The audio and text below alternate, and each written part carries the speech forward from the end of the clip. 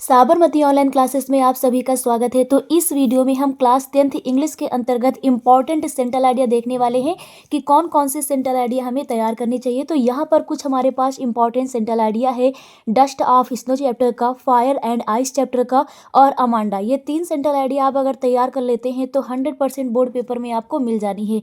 बाकी इन दोनों में से आप ए टाइगर इन द जू भी कर सकते हैं। तो ये हमारी टॉप 4 सेंटेंस आइडिया हो जाती हैं। तो चलिए आज हम देखने वाले हैं कि डस्ट ऑफ स्नो चैप्टर की सेंट्रल आइडिया किस प्रकार से बोर्ड पेपर में लिखनी चाहिए ताकि पूरे में से पूरे नंबर मिल जाएं। अब जाहिर सी बात है कि पूरे बोर्ड पेपर में सभी बच्चे सेंट्रल आइडिया तो लिखते ही लिखते हैं, पर इसमें किसी के कम किसी के ज़्यादा नंबर आते हैं। तो उसके पीछे रीज़न है कि कितने अच्छे से आपने अपनी सेंट्रल आइडिया को प्रदर्शित किया है। लास्ट में बढ़िया कोटेशन के साथ में अपनी सेंट्रल आइडिया को कंप्लीट करिए।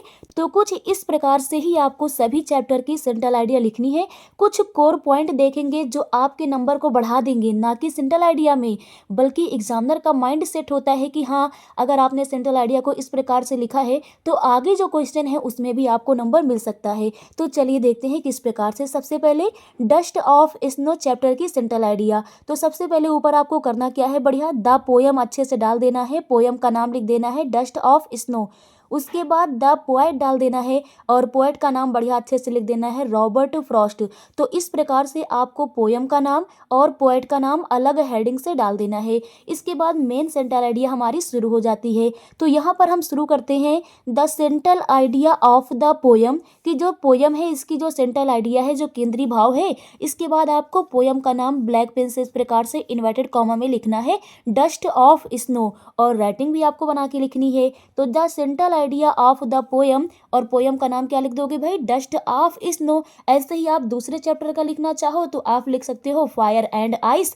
और इसके बाद कंपोज्ड बाय, यहाँ पर पोएट का नाम, तो पोएट का नाम हमारे क्या है भाई, रॉबर्ट फ्रॉस्ट है। तो इस प्रकार से लिख देते हैं इज दैट, यह है कि। तो the central idea of the poem dust of snow composed by Robert Frost, जो रॉबर्ट फ्रॉस्ट के द्वारा कंपोज्ड की गई है, इज दैट, यह है कि। अब इसके पास जो मेन कोर पॉइंट होता है ना, उसको इस प्रकार से कि इस कविता का शीर्षक क्या है, किस चीज़ के बारे में बताया गया है, उसको इस प्रकार से हाईलाइट करके हम अंडरलाइन कर देते हैं। तो क्या बताया गया है डस्ट ऑफ स्नो चैप्टर में, स्मॉल इंसिडेंट, जो छोटी छोटी चीज़ें होती हैं, छोटी छोटी जो घटनाएं होती हैं, कैन चेंज, वो बदल सकती हैं अवर मूड को, हमारे भाव को। तो जो छोटी छोटी घटनाएं होती हैं वे हमारे भाव को बदल सकती हैं।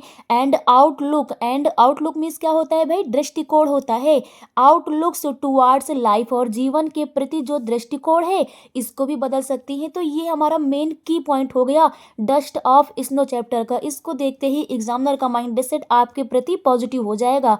Small incident can change our mood and outlook towards life. जो छोटी छोटी घटनाएं होती हैं वे हमारे भाव को बदलती हैं, और जीवन के प्रति जो हमारा आउटलुक है यानी कि दृष्टिकोण है इसको भी बदल देती हैं। तो ये आपको लिखना है बढ़िया अच्छे से।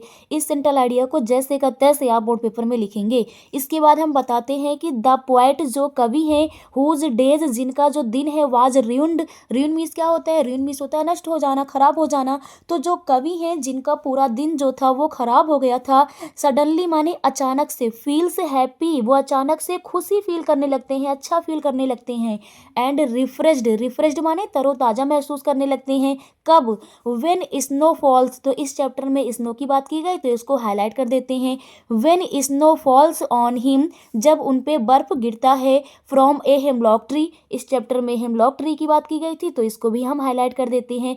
तो कवि जो है अचानक से अच्छा और तरोताजा महसूस करते हैं जब जो स्नो है वो हेमलॉक ट्री से उनके ऊपर आकर गिरती है। तो इस प्रकार से यहाँ तक आपको क्लियर हो गया होगा।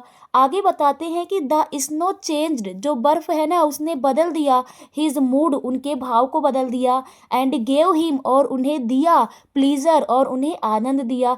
तो इस छोटे से बर्फ ने क्या किया, उनके पूरे माइंड को, मूड को बदल दिया और उन्हें प्लेजर दिया, और उन्हें क्या दिया भाई, उन्हें आनंद दिया। आगे बताते हैं कि इट रिप्रेजेंट, ये प्रदर्शित करता है। तो इट रिप्रेजेंट, ये क्या प्रदर्शित करता है, a simple moment have larger significance. A simple moment, कोई छोटा सा जो क्षण होता है ना उसमें भी लार्जर सिग्निफिकेंस होता है, बहुत ही बड़ा महत्व होता है इन अवर लाइफ, हमारे जीवन में। इसके बाद लास्ट में लिखते हैं इट टीचेस अस, यह हमें सिखाता है, दैट की, यह हमें क्या सिखाता है। इसके बाद फिर से बढ़िया एक प्रकार से हम एट लास्ट कंक्लूजन बता रहे हैं कि इस पोयम से हमें क्या सीखने को मिला, मैसेज क्या मिला पोएट के द्वारा। तो ये सबसे पॉजिटिव चीज़ है आपके सेंट्रल आइडिया का। Even little things in nature, even यहाँ तक कि जो लिटिल थिंग्स हैं, छोटी छोटी चीज़ें हैं, इन नेचर माने प्रकृति की जो छोटी छोटी चीज़ें हैं, कैन ब्रिंग्स वो लाती हैं, ला सकती हैं, होप माने आशा, एंड पॉजिटिविटी माने सकारात्मकता और आशा। तो प्रकृति की जो छोटी छोटी चीज़ें हैं ना, ये आशा और सकारात्मकता लाती हैं, ये बताते हैं। और लास्ट में बढ़िया कोटेशन के साथ में अपनी सेंट्रल आइडिया को कंप्लीट करिए। तो ध्यान दीजिए, आप पेपर में कोटेशन का यूज करिए अच्छी अच्छी। तो यहाँ पर लिखते हैं, a thing of beauty is Joy for ever. A thing of beauty जो होती है यानी सुंदर जो वस्तुएं होती हैं, इज जॉय फॉर एवर यानी वो हमेशा खुशी प्रदान करती हैं, आनंद प्रदान करती हैं। तो सुंदर वस्तुएं हमेशा खुशी देती हैं, ये कोटेशन यूज कर लेते हैं, a thing of beauty is a joy for ever. तो इस प्रकार से हमारी जो सेंट्रल आइडिया है वो बहुत ही अच्छे तरीके से कंप्लीट हो जाती है। छोटी सी भी आप आसानी से बढ़िया याद कर सकते हैं और आपको फुल मार्क मिलेगा, क्योंकि आपने इसमें सेंट्रल आइडिया के अंतर्गत जो भी चीज़ें चाहिए उन्हें आपने फुलफिल किया है। तो इस प्रकार से आई होप कि डस्ट ऑफ स्नो चैप्टर का सेंट्रल आइडिया आपको क्लियर हो गया होगा। नेक्स्ट वीडियो में कुछ अन्य इंपॉर्टेंट टॉपिक के साथ मिलते हैं। Thank you.